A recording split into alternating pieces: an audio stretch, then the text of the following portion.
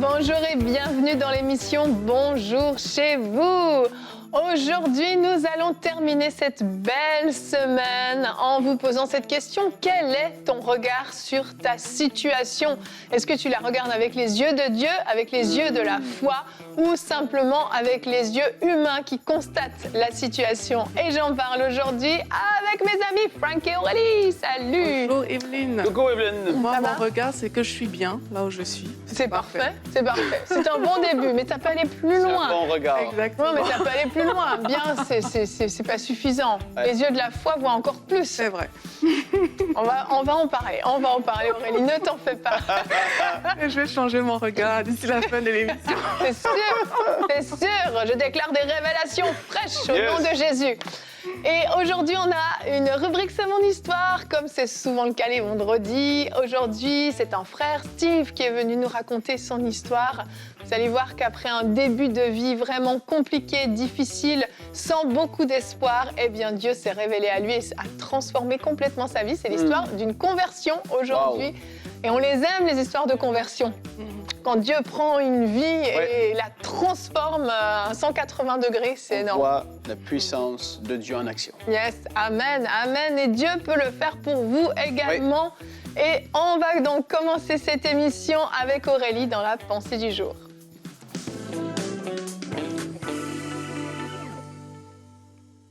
Aujourd'hui, on va parler de perspective.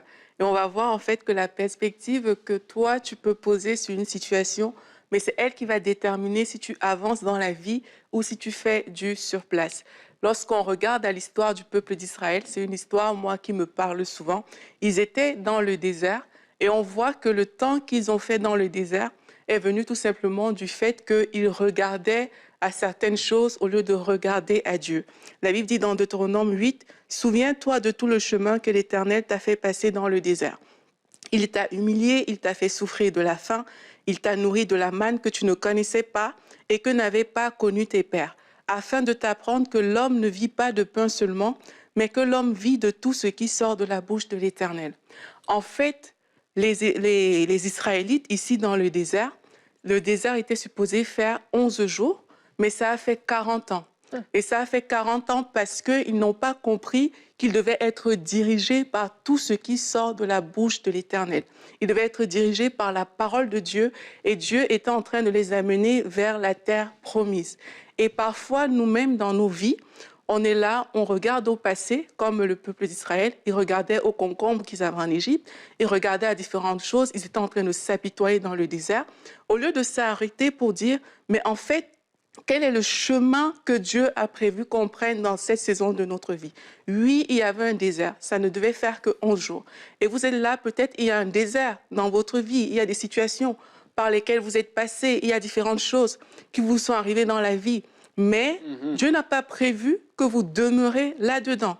Pour eux, c'était 11 jours, mais 11 jours s'est transformé en 40 ans. Et ça s'est transformé en 40 ans parce que leur perspective était dans l'apitoiement, la victimisation.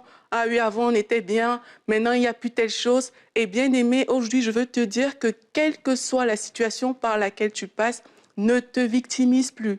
Oui, la situation est arrivée. Oui, peut-être quand tu regardes à ta vie aujourd'hui, elle n'est pas brillante. Oui, c'est peut-être le cas.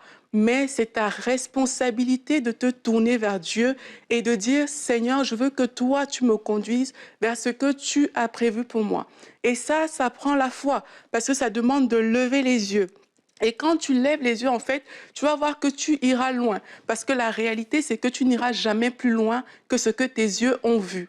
Il y a cet exemple avec Abraham où il vient devant Dieu. Et lui aussi, il était pratiquement dans la plaine. Eh, mais moi, je n'ai pas d'héritier. Celui qui va hériter, c'est Ézéchiel, le fils de telle maison et tout. Je n'ai pas d'héritier propre. Et Dieu lui dit, mais lève les yeux vers le ciel, regarde les étoiles si tu peux les compter. Et là, la Bible dit qu'il a levé les yeux. Et la Bible dit qu'Abraham crut et cela lui fut imputé à justice.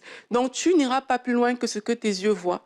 Il a fallu qu'Abraham voie les étoiles, qu'il voie cette multitude pour accepter ces choses que Dieu avait déjà programmées sur sa vie. Donc là où tu es, lève les yeux. quitte cette situation. Oui, la situation, elle est là, mais lève les yeux, commence à voir par la foi. Vois ce que Jésus a prévu pour toi. Vois ce qu'il a fait à la croix. Et une dernière chose aussi que j'aimerais dire, c'est qu'il y a des personnes, vous regardez à votre situation, mais décide d'agir par la foi. Décide de renouveler tes pensées avec la parole de Dieu et sur cette parole, marche et tu vas voir que Dieu va te conduire vers ta terre promise à toi. Amen. Merci Aurélie.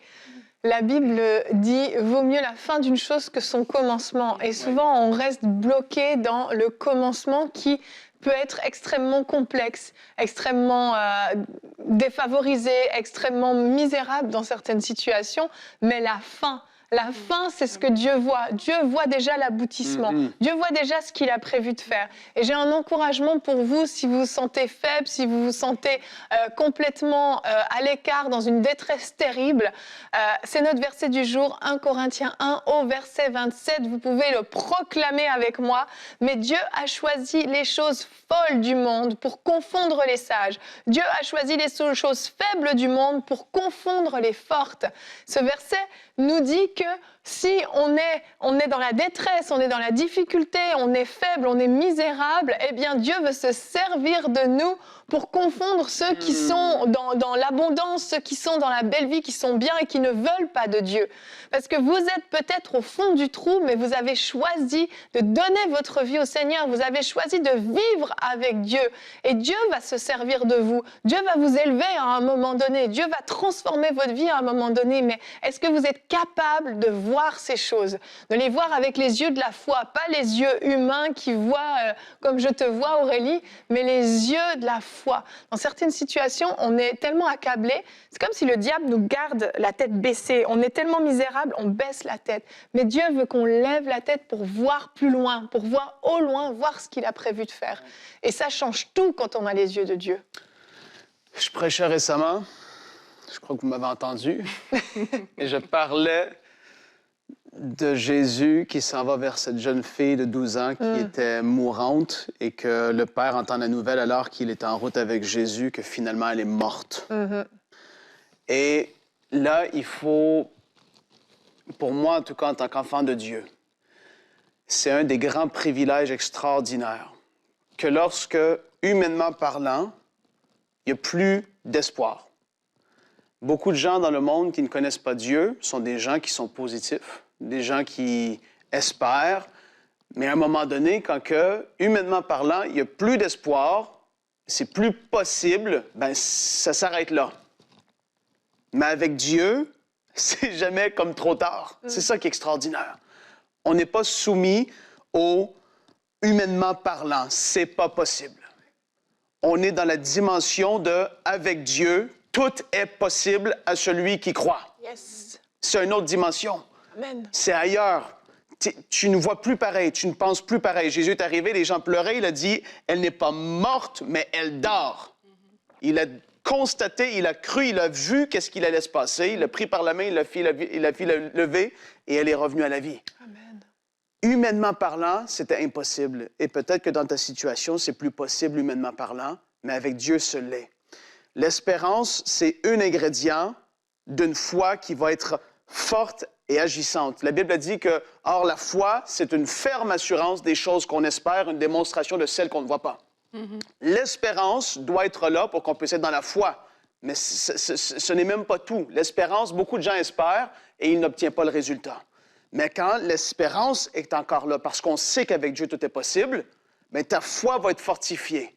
Et oui, tu vas démontrer les choses invisibles, entre guillemets, elles vont se concrétiser, que ce soit émotionnellement, que ce soit physiquement, que ce soit financièrement, que ce soit à tous les niveaux. Quand on est dans la foi, Dieu agit d'une certaine façon et tôt ou tard, les circonstances changent.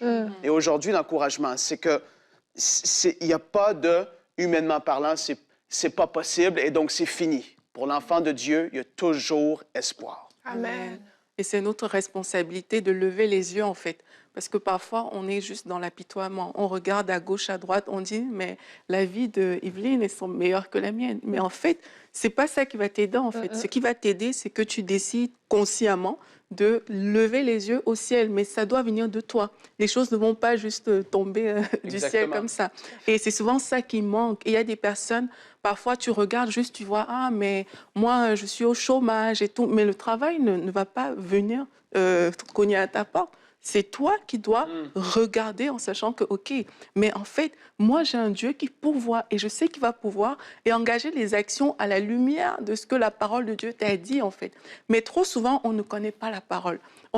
Les pensées ne sont pas renouvelées. Et je vous invite, vous, si votre situation a pris trop de place dans votre tête, que vous avez peut-être subi peut-être des choses difficiles, mais que ça a pris trop de place, renouvelez vraiment vos pensées par la parole. Parce que c'est quand tu lis la parole que tu dis, mais en fait, Jésus a accompli ça à la croix et que tu peux saisir ces choses. Et il y a quelque chose que Dieu va mettre dans ton cœur, une pensée, une parole. Alors que tu seras en train de faire cette parole, tu vas voir des portes s'ouvrir. Peut-être toi, tu chômes depuis longtemps, tu envoies même peut-être des CV, ça ne fonctionne pas. Mais peut-être c'est parce que Dieu a prévu que ce soit toi le patron d'une entreprise et que tu dois l'ouvrir. Mais que tu attends après des choses parce que tu n'as pas levé les yeux. Tu es juste concentré sur ton problème et les solutions que toi, tu penses être bonnes pour ta vie. Donc, pour moi, c'est notre responsabilité à nous de lever les yeux. Dieu, il a tout accompli. Mais c'est à nous de dire, OK, Seigneur, parce que tu as fait ça et que je te fais confiance, je veux recevoir ces choses. Je veux prendre ça du ciel, vraiment, je veux les attirer vers la terre. Exact. En fait, le problème, quand on est fixé sur nos problèmes, sur notre situation, puis qu'on a cette tête baissée, c'est que parfois Dieu va mettre des solutions, des portes de sortie devant nous, mais on ne les voit même pas. Si je marche en regardant comme ça, il y a quelque chose en face de moi, je ne le verrai pas en fait. Et c'est le cas. Je me souviens d'une sœur un jour qui m'écrivait, elle est célibataire depuis très très longtemps, c'est compliqué les relations qu'elle a essayées avec des frères loin dans le pays, parfois même dans des pays voisins, rien n'aboutissait. Je lui ai dit, mais ma sœur, peut-être que, qui sait, si ton mari n'est pas juste là, devant tes yeux, et tu ne le vois pas parce que tu ne regardes pas au bon endroit. Et elle m'a réécrit quelques temps plus tard, il y avait un frère dans l'église qui était là et qui était amoureux d'elle depuis longtemps, mais qui n'osait pas lui dire, elle ne l'avait pas vu. Mais quand je lui ai dit ça, elle a décidé d'ouvrir ses yeux et de regarder un peu plus loin, de regarder autour d'elle et de voir qu'en fait, elle avait la solution. Aujourd'hui, elle est mariée, ils ont eu des enfants, je crois même des jumeaux. C'est une super belle histoire, elle me donne régulièrement des nouvelles. Mais c'est parti de décider d'ouvrir les yeux et de chercher les solutions que Dieu a mis devant nous avec les yeux de la foi. Oui. Parce que justement, sinon, on est sans arrêt dans l'auto-apitoiement. Combien de fois vous levez le matin et vous maudissez votre journée juste en pensée, juste en disant « encore une journée terrible, c'est encore compliqué, ça va être encore ça. Au début de l'année, oh, une année de plus à subir cette vie terrible. » Et en fait, on ne voit pas toutes les solutions que Dieu a mis à portée de main. Ouais, les yeux de la foi, et parce qu'on dit ça, peut-être que vous n'êtes pas habitué à entendre un tel langage, les yeux de la foi. C'est quoi? J'ai des yeux, c'est quoi? Les yeux de la foi, qu'est-ce que c'est? C'est-à-dire qu'on va croire et on va choisir de voir les choses à la lumière de ce que dit la Bible et non pas forcément à ce que le naturel va dire. C'est-à-dire que des choses qui naturellement sont là, comme on en parle souvent, par les meurtrissures de Jésus, nous avons été guéris. Les yeux de la foi ne vont pas nier qu'il peut y avoir une maladie qui est là. Mais les yeux de la foi vont choisir de croire et de voir la situation différemment, c'est-à-dire, ce n'est pas obligé d'être une fatalité. Dieu guérit encore aujourd'hui. Oui. Donc, je choisis de voir et de croire que la guérison va se manifester tôt ou tard parce que ça m'appartient en tant qu'enfant de Dieu. C'est ça que ça veut dire, en fait. On nie pas la situation actuelle. On n'oublie pas, entre guillemets, qu'elle est là parce qu'on vit dedans. Mais c'est qu'on choisit de croire qu'elle va changer parce qu'avec Dieu, toutes choses sont possibles, comme je l'ai dit. Et on va se tenir sur les promesses de Dieu et on va vraiment se battre même jusqu'à l'accomplissement de cette chose-là. S'il faut se tenir, comme on le dit dans la foi, et on va persévérer. Dieu, tu as dit ça. Je crois que je vais le voir se manifester. Bien là, on choisit de voir les choses différemment à la perspective de Dieu. C'est ça que c'est les yeux de la foi. Exact, exact. Et je vous propose maintenant de découvrir le témoignage de Steve. Vous allez voir, ça va vous encourager. On regarde ça dans la rubrique « C'est mon histoire ».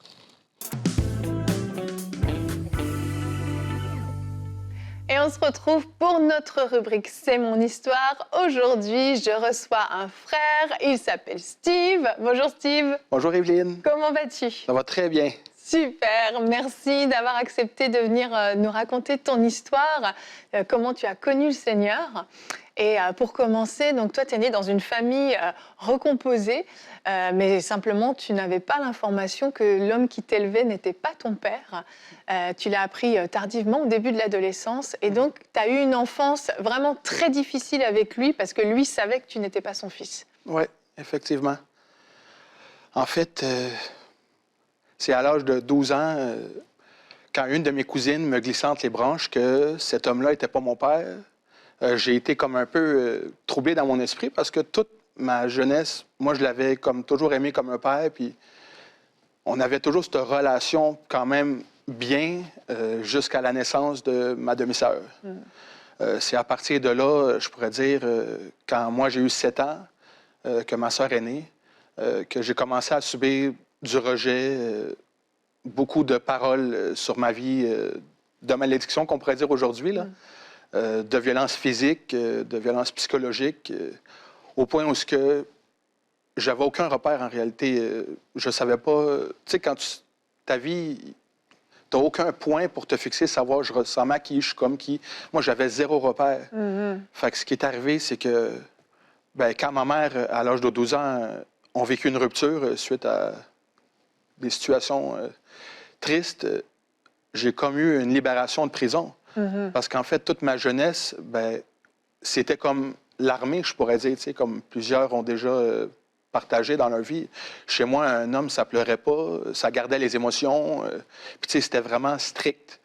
Mais d'autant plus strict parce que j'étais pas le fils de cet homme-là. Fait que je vivais beaucoup d'injustice. Mais sans le savoir. Sans savoir. Fait que c'était vraiment quelque chose que je me posais toujours la question, mais qu'est-ce que j'ai fait pour mériter ça? En réalité, c'est à l'âge de 12 ans que j'ai appris que cet homme-là, justement, n'était pas mon père. Fait que ça m'a allumé beaucoup de choses, mais sans savoir où m'en aller avec ça pour autant. Et ensuite, à l'adolescence, donc tu as enchaîné des conquêtes amoureuses à partir de l'âge de 14 ans, mais tu as aussi enchaîné des conquêtes amicales qui étaient plutôt néfastes. C'était quoi, la drogue, les boîtes de nuit, l'alcool? Oui, effectivement, c'était toutes ces choses-là. En réalité, nous, on a emménagé dans un quartier défavorisé de Montréal, en réalité, parce que ma mère étant seule avec 2 enfants, le budget, les finances, déjà ma mère, elle avait beaucoup de misère avec ça, les finances. Fait que c'est sûr qu'on a été où ce que les loyers n'étaient pas chers. Puis où ce que les loyers, c'est pas cher, ça va avec ce qui se passe dans les environs, dans l'environnement. Fait que je me suis fait vite des amis, beaucoup d'amis, vite fait à l'école. Au secondaire, dans le fond, je suis rentré au secondaire dans ce coin-là de Montréal. Je me suis fait vite des amis, mais avec ces amis-là, justement, ça a commencé à dégringoler. L'alcool, la drogue, les boîtes de nuit, ça a fait aussi les relations avec les filles. Trouver moyen de s'en sortir par pas les bonnes façons, dans le fond. La vente de drogue. Puis ça, Tu es parti dans l'illégalité, justement. Et à un moment donné, tu vas même te faire arrêter par la police. Comment ça va se passer?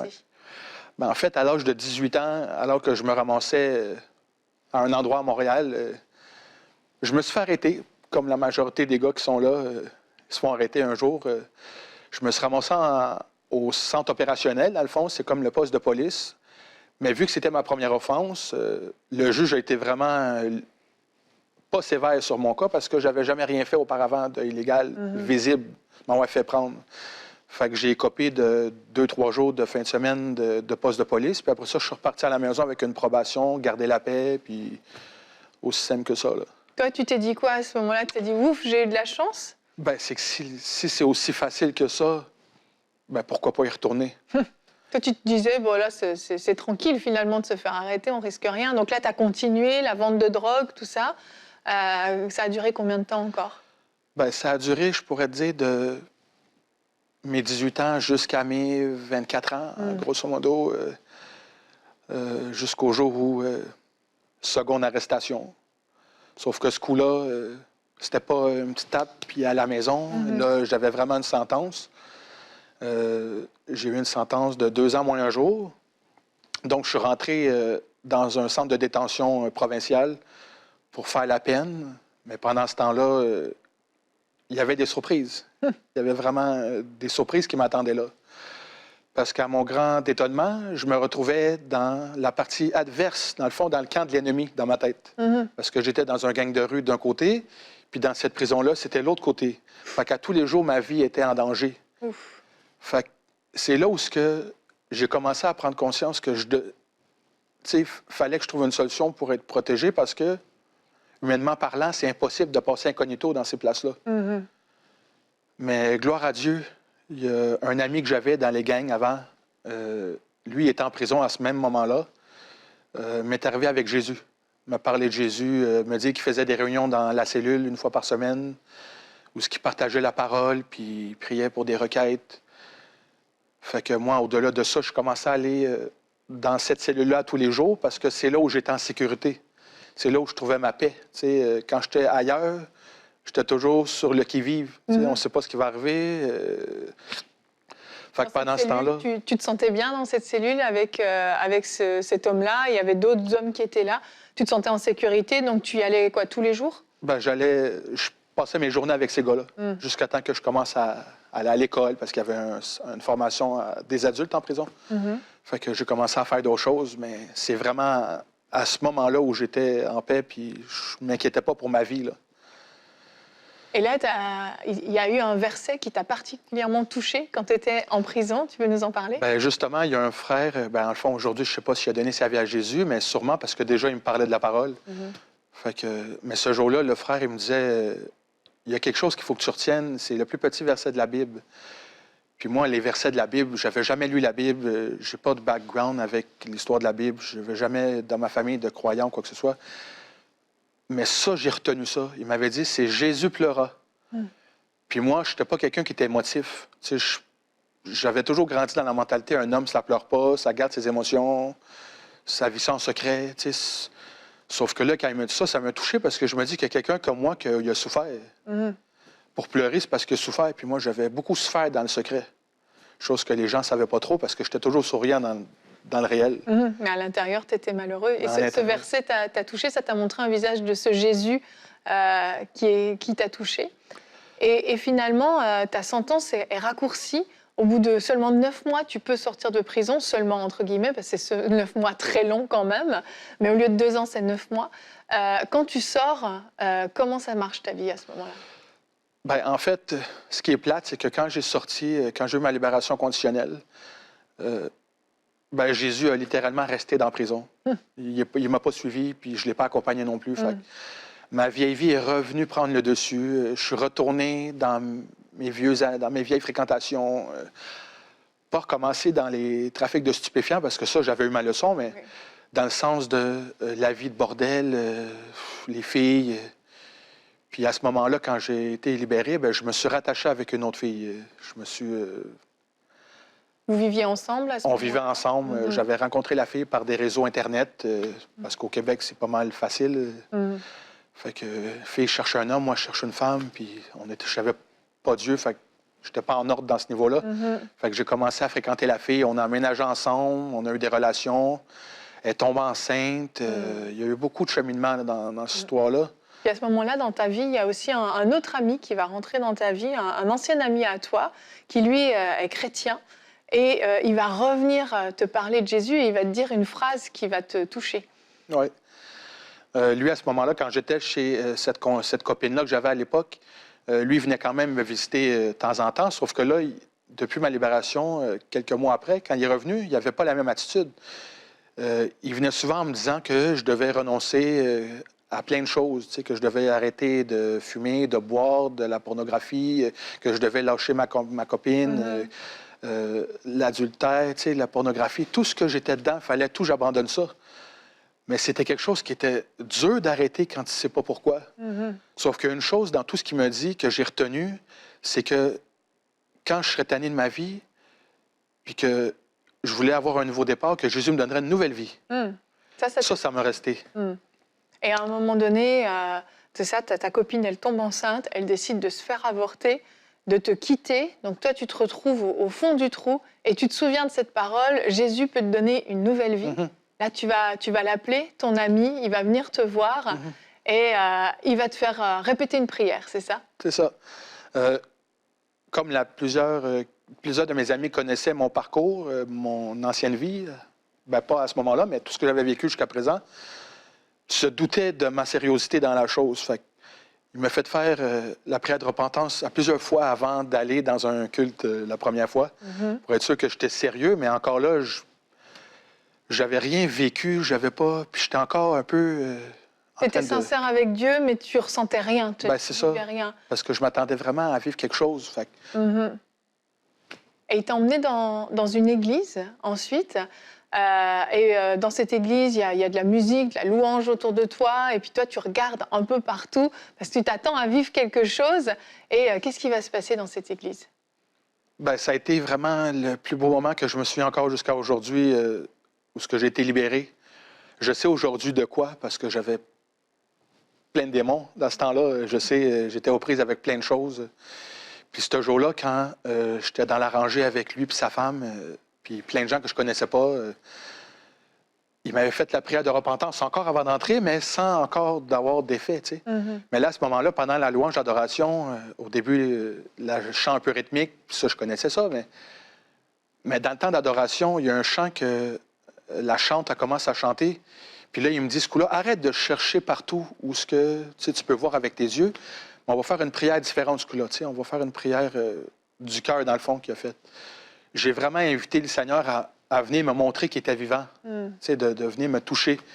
Puis à ce moment-là, j'ai littéralement senti un coup de machette me passer par en bas du corps, sentir quelque chose sortir de moi, puis j'ai vraiment comme si tout a tombé. J'ai tombé en larmes, puis ça faisait des années que je traînais un fardeau lourd de ma vie. Puis ce jour-là, j'ai vraiment été libéré. Aujourd'hui encore, j'y pense, puis ça vient toujours me toucher quand j'en reparle, parce que oui, c'était quelque chose de lourd que je traînais. Et là, tu as pris des décisions de vraiment mettre ta vie en règle, en accord avec ce que dit la Bible. Tu as pris beaucoup de décisions, tu t'es impliqué dans ton église. Ça a été quand même long, ça a été quand même pas facile. Tu as commencé finalement à pouvoir jouer de la batterie dans le groupe de louanges, etc. Tu t'es marié également. Oui. Tu as rencontré ton épouse assez rapidement. Et aujourd'hui, ça fait maintenant combien? Presque 10 ans. Presque 10 ans qu'on est mariés. Que vous êtes mariés. Et ta vie a été vraiment transformée? Vraiment transformée. Je rends toute la gloire à Dieu parce que c'est vraiment lui qui m'a changé par en dedans. Amen, amen. Merci beaucoup, Steve, pour ce très, très beau témoignage. Merci d'avoir osé venir raconter ton histoire. Merci, Evelyne. Gloire à Dieu. Et avant de vous quitter, j'aimerais vous partager un dernier verset qui va vous encourager. J'avais à cœur ce verset en préparant cette émission. Le psaume 40 au verset 3 nous dit « Il m'a retiré de la fosse de la destruction, du fond de la boue, et il a dressé mes pieds sur le roc, il a affermi mes pas. » Vous avez peut-être l'impression que vous êtes en train de vous enliser dans la boue, mais Dieu veut affermir vos pas. Il veut bâtir votre vie sur le roc qu'il est, un roc inébranlable sur lequel vous pouvez vous appuyer. Que le Seigneur vous fortifie dans tout ce que vous avez à traverser, qu'il vous permette de redresser votre tête et de regarder au loin les merveilleuses promesses qu'il a pour vous. Je vous souhaite un très très bon week-end et on se retrouve bien sûr la semaine prochaine dans Bonjour chez vous.